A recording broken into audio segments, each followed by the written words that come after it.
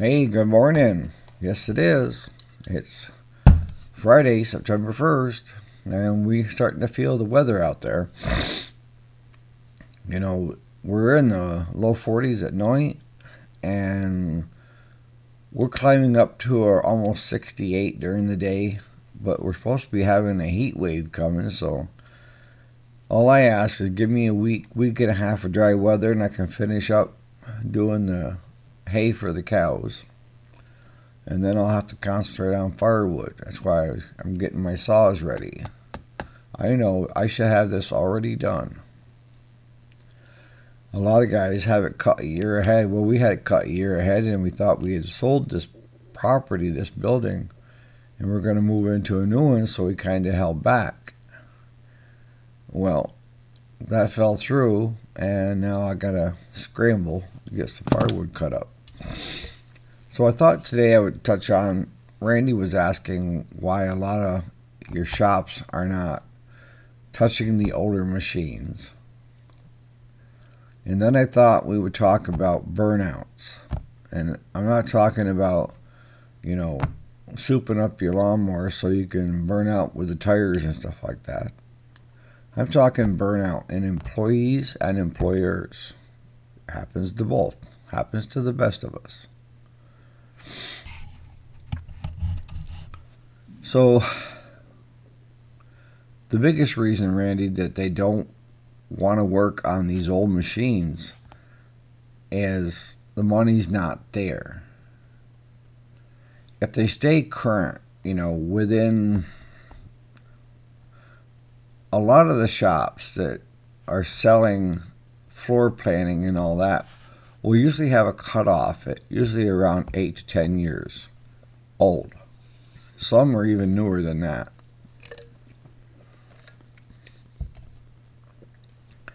But the reasoning behind it is just think about what did a lawnmower cost, a push mower, 10 years, 15 years, and 20 years ago. 20 years ago, you could have had a push mower anywhere for under 50 bucks. 15 years ago, under 75 bucks. 10 years ago, now you're up to about 130. And if you come current, try to find one for less than 200. Now equate that to riders. You go back and they were like 500, $499, and now that bare bones model is $2,000. Now, as you a owner of that equipment, are you more apt to put $400 into a $2,000 machine or $400 into a machine that you gave $400 for 20 years ago if you bought it brand new, or if you bought it used 10 years ago for $400 or $500? And the answer for most people is no. So a lot of these shops have a cutoff point.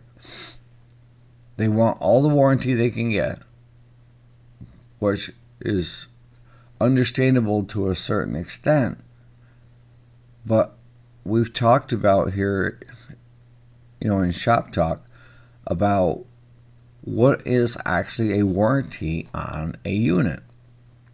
And that is, it has to be defective in order to have a warranty on it.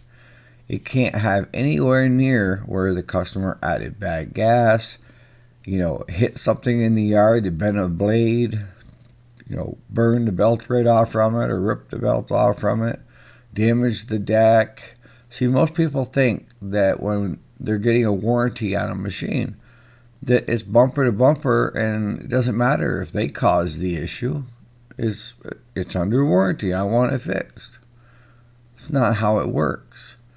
And I know a lot of the shops are submitting warranty work to the manufacturers, to the insurance companies, and whatever you want to call them, when they shouldn't be.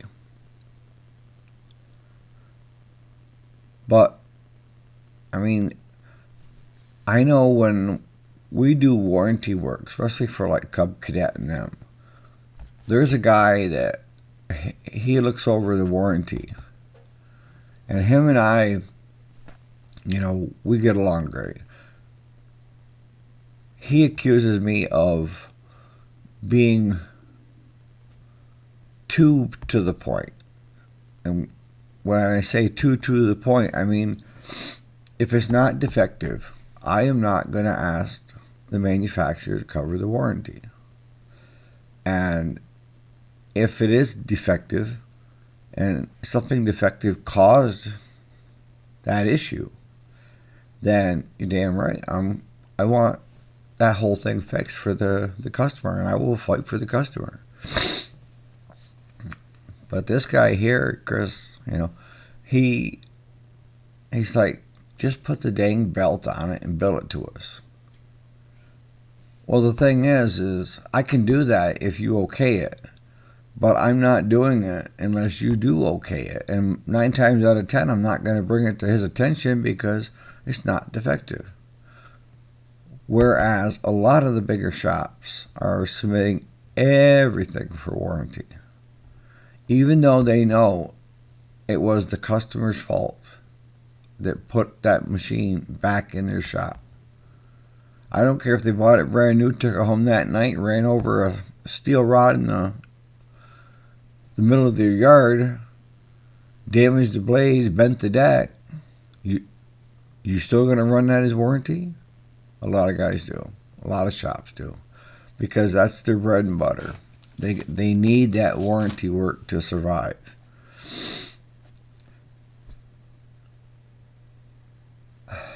I always try to stay as honest as possible. And it's not so much that I'm worried about the manufacturer. I'm worried about the guy up there. He knows everything anyway. So, if I'm being dishonest and I get away with it, I'm still not getting away with it, one way or another, if you know what I mean. So that trickles down to like shops like us, where we will do the work on it, but there's a certain point of where, I talk to the customer and decide whether to keep going or say uncle and stop. Now, I have approached customers and said, look, because they had told me they paid $500 for it used. And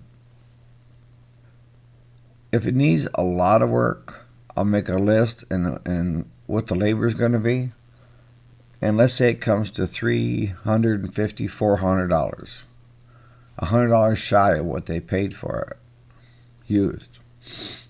I will call that customer. But I will also remind that customer that if we do this, then that machine will be in top shape.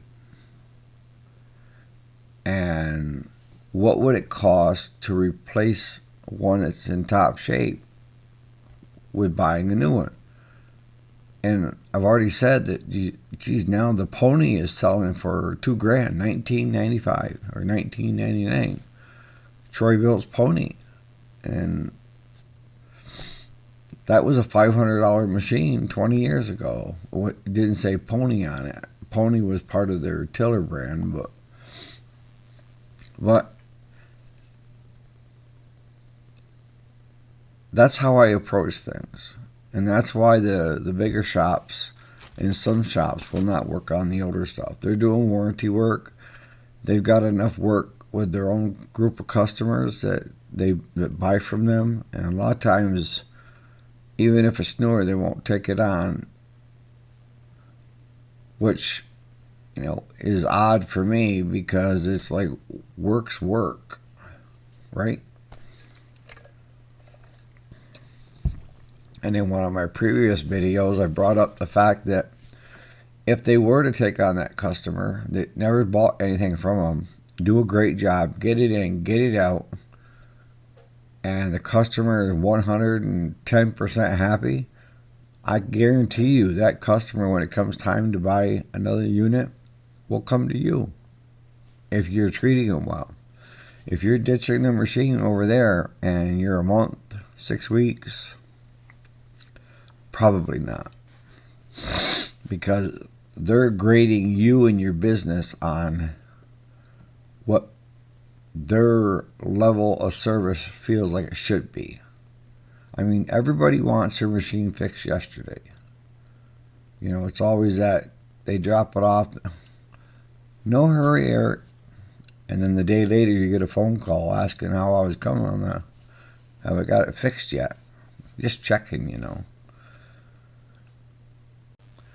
And then lastly, when it comes to these bigger shops turning away the older machines to work on,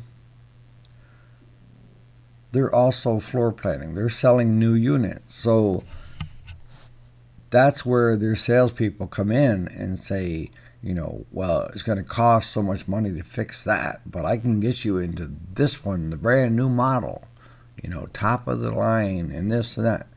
They're trying to sell new units. And if they're keeping these older machines going, they're not selling a new unit.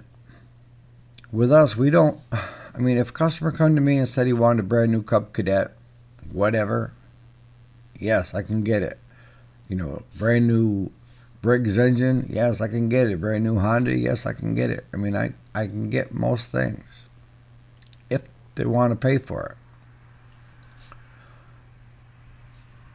But a lot of your bigger shops also rely on sales of their new stuff. And if you're constantly fixing and limping the customer's machine along, then you're hindering them from buying a new one. And once you get to that 8 to 10 years, it's easier to tell a customer, you know, we'll take it, I'll give you so much, $300-400 for it, and get you into a brand new machine where you have no worries.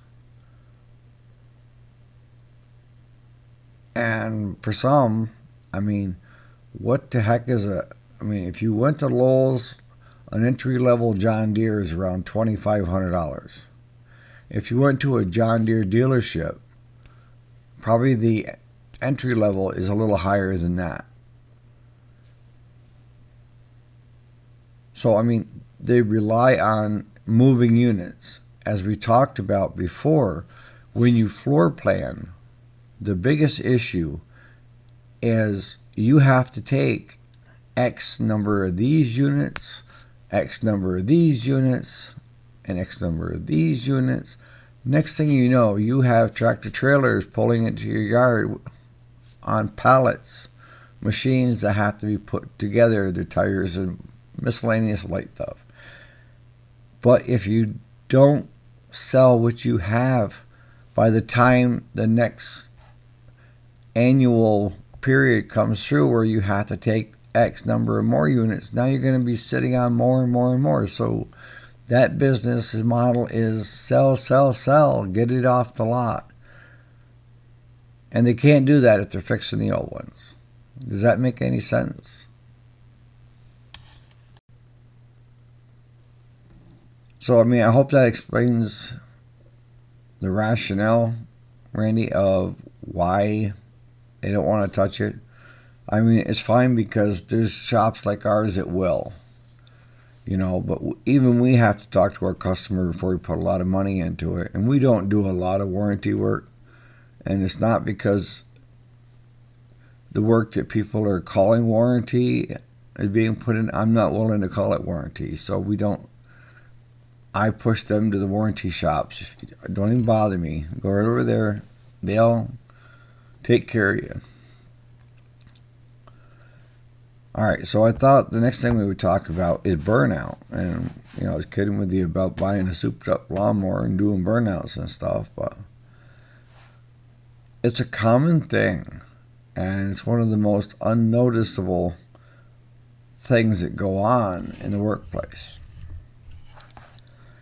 You know, you could take any happy-go-lucky employee, and let me give you an example of, employee Bill is hired. He loves his job.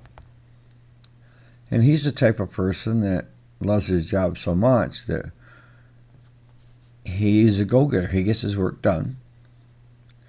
And then he's the type of person, he starts looking around to see where else he could be helpful. So he starts doing other people's work. And next thing you know, these other people are willing to let him do the work. Heck, knock yourself out. It's less work that I got to do, right? All right, so he starts doing a little bit of everybody else's work. And now he's starting to get to the point of where he's very irritable. And he's pissed because these people don't appreciate what he does. Nobody asked him to go work on the other people's stuff, right? He had a job, and this was his lane. Yes, he was nice enough to step out of his lane to help somebody out. But he was doing it on a regular basis. So instead of going home at night happy-go-lucky and having time with the kids and the wife, girlfriend, he was irritable, he was pissed, and under what seemed to be a lot of pressure, to the point of where he ended up just quitting the job. That's one of the most common things that I see in the workplace, is you have someone that really wants to do their best and help others. And in the furlough of helping others, the others decide, you know what? He can do it if he wants. Because they're not getting their work done, so he's helping them out. But they quit after a while saying, thank you, Bill. And management is trying to figure out what the hell's going on. Why is Bill the happy-go-lucky that they hired in the interview, and within a couple months is quitting? Well, that is where I say management, somebody, his supervisor, was missing something or was allowing something, because a lot of supervisors don't care who does the work as long as the work is done. I fault Bill the most because he needs to figure out what's best for him. I fault his employees or his fellow employees next because they allowed him to do it, and it became a norm where they should have been doing their job. It's all right to help somebody out once in a while, but if you're doing it all the time, it wears thin on people. But employers, small business owners, also do that, because most of us, we wear a lot of hats. And when I say a lot of hats, we're not just the owner of the company. We're also the accountant for the company for most places. We're also the supervisor for most places. And we also fill in the gaps where the work isn't getting done. And if it goes on very long, the tendency of spotting that is they become very irritable. They come at work, at home. Some people holler a lot. Some people go quiet, where they don't say squat. And then the whole workplace and the home life, everybody's on pins and needles because they don't know what's going to happen next. Some people figure it out, and work their way through it. Whereas other people cannot take the pressure of running their own business. Some people just were not made for it. That's okay, folks.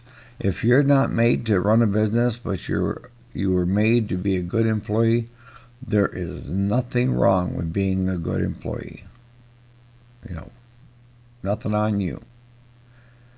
Because it takes a special type of person to be a boss and a hands-on type of owner. Now, I'm not talking the corporate world where all those boys, they don't get their hands dirty. And they don't even know what any of their lower employees, even supervisors' names are. It's beneath them. I'm not talking that. I'm talking, getting in the trenches with your workers and getting stuff done.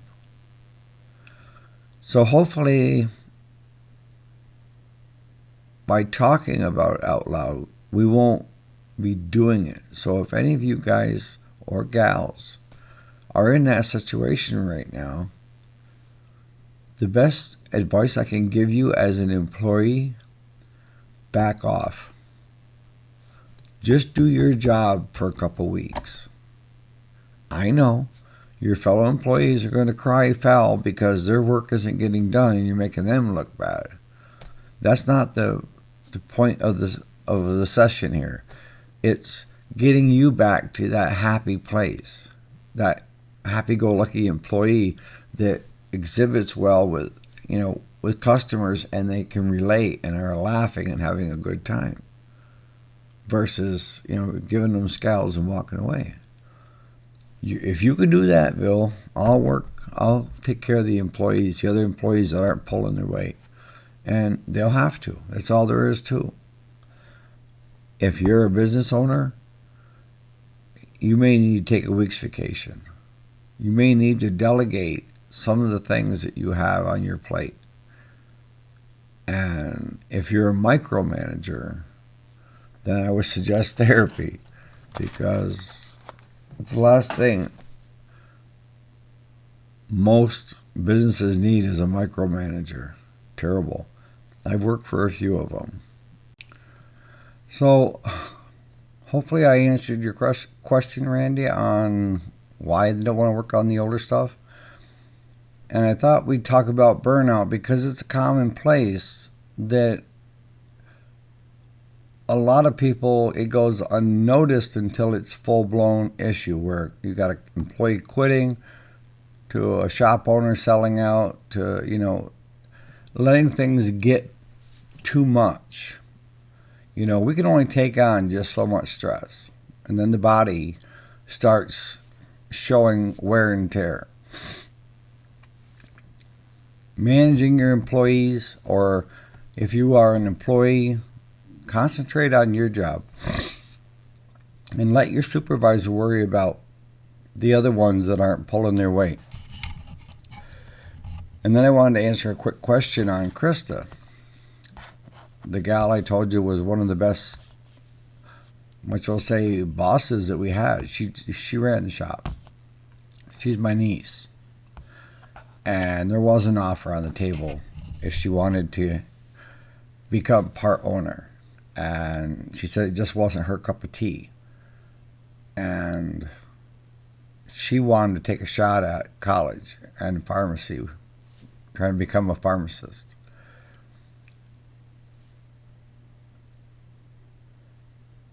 She was one of the type of people that I talk about as an employee that was not only doing her job, but she was also doing other people's jobs. And she got burnt out is what happened. She finally, it was too much. And college seemed like it was less stress. And for you guys who've gone to college, at least when I went to college, that was stressful. Trying to keep up with the reading and the tests and, spending 4 years of your life through hell if you were doing it the right way. On that note, you guys have a great Friday, and I will see you for Shop Talk on Monday. I'm still posting some little tips and tricks, on how to fix stuff for the people that are just trying to get into the business, or the do-it-yourselfers, to add some more people to our channel. Hopefully, I know a lot of the stuff for you guys that have been in the business for a number of years, this is common sense, right? But for those folks that never been around it, have no clue. And then that brings me to the comment section. You guys have been outstanding. What I asked of you was, if I overlook something in one of my videos, or